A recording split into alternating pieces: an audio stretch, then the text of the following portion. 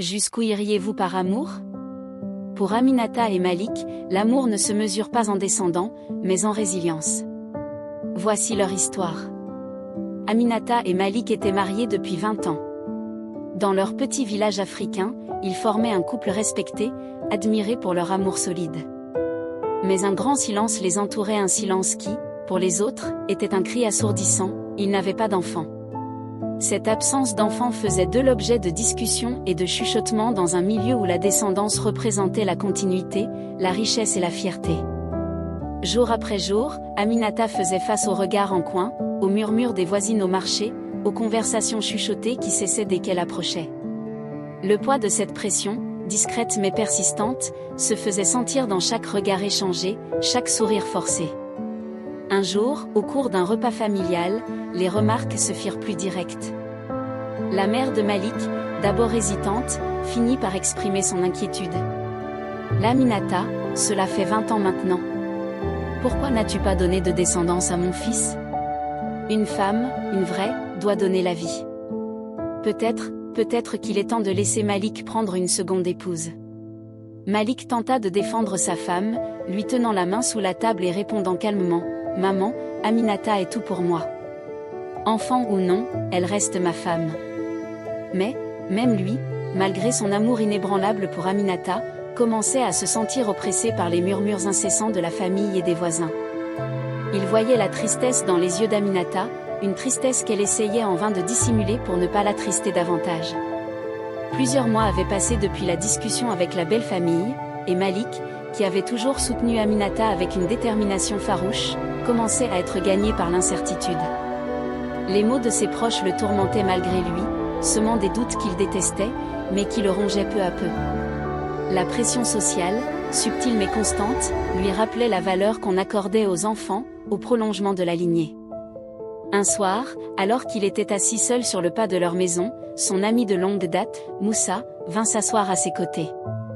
Moussa, qui avait déjà plusieurs enfants, le regarda avec une expression compréhensive, mais pleine de sous-entendus. « Malik, tu sais que je dis ça pour ton bien. On te respecte ici.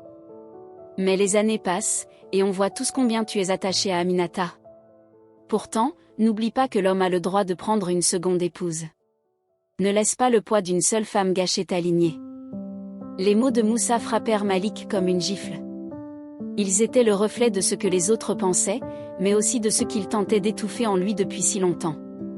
Le visage de Moussa était empreint d'une sincérité brute, comme s'il lui offrait une solution évidente à un problème simple.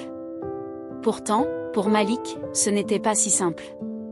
Il soupira profondément, un regard troublé dans les yeux. Ce que Moussa ne comprenait pas, c'était que pour lui, Aminata n'était pas simplement une femme parmi d'autres, mais la femme qu'il avait choisie, la femme qu'il aimait au-delà des jugements et des traditions. Mais ce soir-là, pour la première fois, Malik sentit en lui un combat qu'il n'aurait jamais imaginé mener. De retour à l'intérieur de leur maison, Malik semblait plus silencieux que d'habitude. Aminata, qui avait observé depuis des mois son mari se battre contre les regards et les commentaires incessants, devina ce qui l'angoissait. Elle-même ressentait ce fardeau quotidiennement, comme une lourde pierre posée sur son cœur.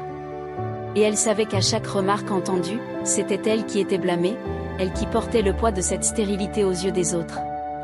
Cette nuit-là, alors qu'il s'apprêtait à dormir, Aminata tourna la tête vers lui, ses yeux brillants de larmes qu'elle ne voulait plus retenir. « Malik, je te vois souffrir. Je sais ce que tout le monde dit, et je comprends si tu veux prendre une autre femme. » Sa voix était presque un murmure, mais ses mots portaient tout le poids de sa tristesse et de son amour. Malik, stupéfait, se redressa, cherchant les mots pour répondre. La simple idée d'une autre femme lui semblait inconcevable, mais la tristesse d'Aminata, la manière dont elle tentait de l'apaiser au prix de sa propre dignité, l'ébranlait profondément. Il prit ses mains entre les siennes, les serrant fort, comme s'il voulait lui transmettre toute la force de son amour. « Aminata, ne dis plus jamais ça. Notre mariage, c'est toi et moi. Je t'ai choisi, et je continue de te choisir, chaque jour. Ce que les autres pensent, ça ne compte pas pour moi. Toi seul compte. » Les yeux d'Aminata s'emplirent de larmes, mais cette fois, elles étaient teintées de soulagement et de gratitude. Ce soir-là, Malik et elle se jurèrent de ne jamais laisser les murmures des autres les séparer. Cependant, ils savaient tous deux que le chemin serait encore semé d'épreuves. Ils continuèrent ensemble leur voyage de guérison, se rendant auprès de guérisseurs, suivant des rituels et des prières, espérant que le destin leur accorderait un enfant. Ils visitaient aussi les médecins des villes voisines, dans l'espoir que la science pourrait leur offrir ce miracle tant attendu. Malgré chaque déception, leur amour ne faiblissait pas. Ils se soutenaient mutuellement, partageant les silences et les larmes, affrontant ensemble le poids des regards et des commentaires. Pourtant, un soir, après qu'une voisine ait lancé, sous couvert d'un sourire hypocrite, une remarque blessante en voyant Aminata, « Il faudrait peut-être penser à l'avenir, à une vraie famille, non ?» Aminata, qui tentait de se contenir depuis trop longtemps, s'effondra en rentrant chez elle. Elle se précipita dans les bras de Malik, et tous deux restèrent là, immobiles, unis dans leur douleur silencieuse. Leur amour, pourtant, n'était pas une simple résistance. C'était une lumière qui les guidait, un feu qui, malgré les vents contraires, ne s'éteignait jamais. Les mois passèrent, et peu à peu, Malik et Aminata avaient appris à trouver une forme de paix, même sans enfants. Leur rêve de famille s'était enfoui sous des couches de résignation et d'acceptation, et ils se concentraient simplement à vivre pour eux-mêmes, sans attendre autre chose que la force de leur amour. Pourtant, au fond de son cœur, Aminata gardait cette douleur silencieuse, une blessure qu'elle avait fini par apprivoiser. Mais un matin, après des semaines de fatigue et de léger malaise, Aminata se réveilla avec un étourdissement étrange, plus marqué que d'habitude. Sa tête tournait, et un profond épuisement l'envahissait, comme si son corps lui-même portait un message qu'elle ne comprenait pas encore. Malik, inquiet, l'incita à consulter un médecin. Elle hésita, d'abord, pensant que ce n'était rien de grave. Cependant, lorsque les vertiges persistèrent, elle finit par se rendre chez le docteur du village, qui, après avoir examiné ses symptômes et ses signes vitaux, demanda à effectuer quelques analyses. Aminata attendait, pensive, dans le petit bureau à la lumière tamisée, ses mains légèrement tremblantes. Un sentiment étrange flottait en elle, mélange de doute et de lointain espoir.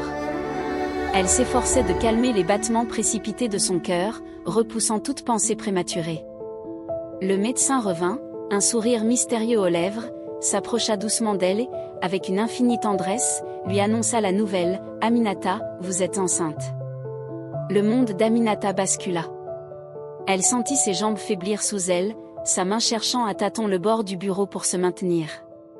Les mots du médecin résonnaient dans son esprit comme une mélodie improbable, une musique qu'elle avait rêvée si souvent sans jamais oser y croire.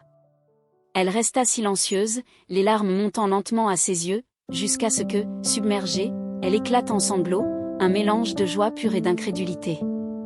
Elle murmura, presque pour elle-même, d'une voix tremblante, « Je vais vraiment être mère. » Sans attendre, elle quitta le cabinet et se précipita vers leur maison, chaque pas la rapprochant de Malik, qui n'avait jamais cessé de croire en elle, qui l'avait portée dans les moments les plus sombres.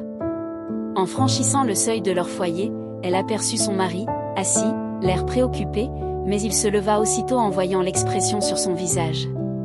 Ses yeux brillaient d'une lumière qu'il n'avait pas vue depuis longtemps, et avant même qu'elle ne parle, il sentit que quelque chose d'incroyable était en train de se produire. Aminata, à bout de souffle, les larmes coulant librement sur ses joues, parvint enfin à murmurer, « Malik, je suis enceinte. » Ces mots, simples mais chargés d'années de douleur et d'attente, le frappèrent de plein fouet. Malik resta immobile, comme figé dans l'instant, son esprit tentant de saisir l'ampleur de ce qu'il venait d'entendre. Puis, lentement, son visage s'illumina, ses yeux s'embrouillèrent de larmes, et il la serra contre lui, leur corps vibrant à l'unisson dans un bonheur si pur qu'il semblait irréel. Il riait, pleurait, incapable de trouver les mots pour exprimer tout ce qu'il ressentait. La maison, autrefois silencieuse et remplie de leurs prières, semblait soudain baignée d'une nouvelle lumière, une lumière douce et enveloppante, comme si l'espoir lui-même avait pris forme entre ses murs. Malik prit le visage d'Aminata entre ses mains, plantant son regard profondément dans le sien. « Merci, Aminata, murmura-t-il, merci de m'avoir attendu, merci de n'avoir jamais cessé de croire. Cet enfant, c'est le fruit de notre amour, de notre patience, de tout ce que nous avons traversé. » Ils restèrent ainsi, enlacés dans leur bonheur, ressentant dans chaque battement de leur cœur l'aboutissement d'un chemin long et difficile. Leur maison, autrefois assombrie par le poids du silence et des regards extérieurs, s'emplissait désormais de la promesse d'une vie nouvelle, celle qu'ils avaient rêvée et qui, contre toute attente, devenait réalité. Le village entier apprit bientôt la nouvelle, et ceux qui autrefois murmuraient dans leur dos vinrent les féliciter.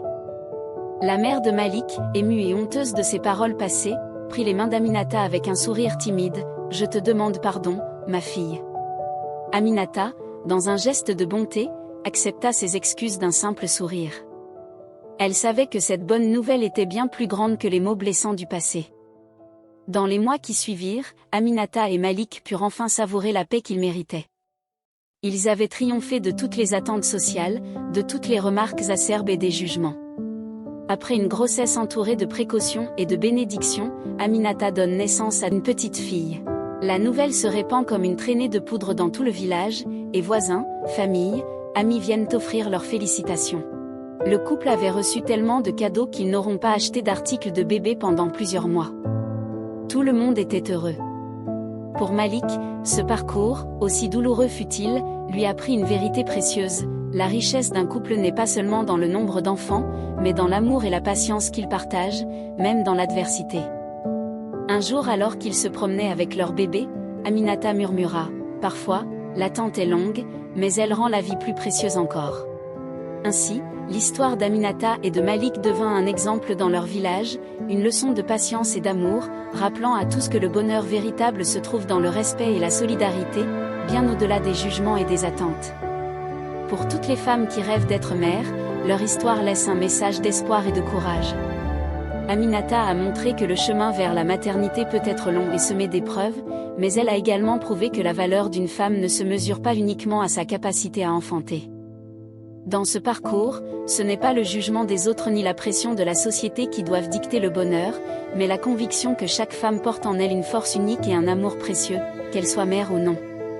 Pour celles qui attendent encore, qui prient et qui espèrent, sachez que vous êtes déjà complète, déjà puissante. La maternité, si elle se présente, viendra comme un fruit mûri par l'amour et la patience. Et même si le chemin prend des détours imprévus, sachez que votre valeur, votre force et votre beauté résident dans le courage d'avancer avec foi et dans la confiance que vous accordez à la vie. Le bonheur se construit d'abord en soi, dans le respect et l'amour que l'on se porte. Comme Aminata, faites confiance à votre propre lumière, car elle finira par illuminer votre chemin, d'une manière parfois inattendue mais toujours profonde et précieuse. Partagez cette vidéo avec quelqu'un qui pourrait être réconforté par cette histoire. Cliquez sur le bouton s'abonner, c'est totalement gratuit, et activez la cloche de notification pour être informé dès qu'une nouvelle vidéo sort. Merci.